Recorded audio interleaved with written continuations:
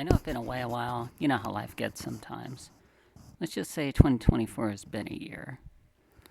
But when the news on Akira Toriyama's passing dropped, I was definitely thinking about doing a one-off episode. Well, it won't necessarily be about any of the games in particular, since most folks know the one year released Dragon Ball game. Most of the rest are all terrible card game based RPGs. Thought I would just share my experiences with the properties he had a hand in. Sorry, but this is all the B-roll you're gonna get. I don't really have the setup to do captures. And I don't really have most of these games at the moment anyway. So we'll start with the earliest one, Dragon Quest. Known back then as Dragon Warrior. I believe what happened was TSR or some other company had the rights to Dragon Quest, so Enix had to change the name.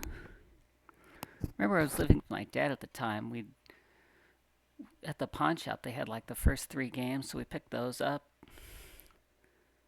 That was a lot of fun. I'll never forget spending hours grinding through each game, laying waste to slimes and trackies that crossed my path.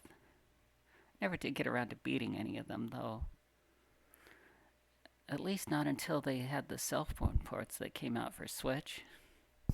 I was so hooked on the series, I named the stray cat we adopted Erdrick, after the protagonist from the American version.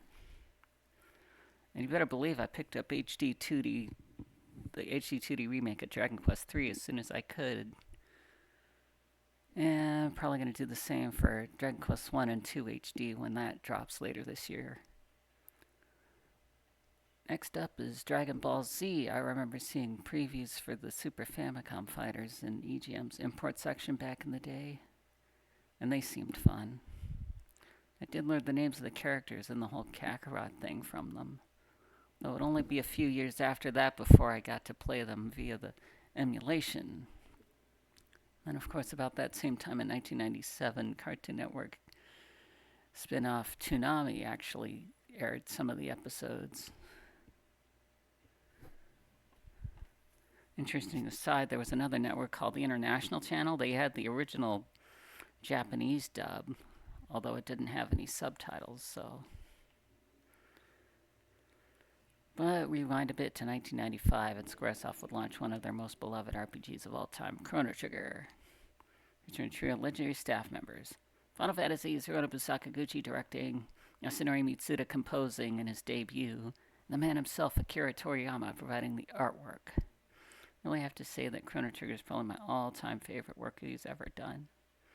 Of course, the very next year, Toriyama was put to work on a new project for Squaresoft, developed by Dream Factory, the fighting game Tobal No. 1. Definitely a bit of a departure for Square. This is a one-on-one 3D fighting game in the vein of Tekken or Virtua Fighter. Toriyama was tapped for the artwork again. He drew up a diverse cast of characters. Think from a chicken man to a robot, as well as Toriyama's own persona, the one with the gas mask.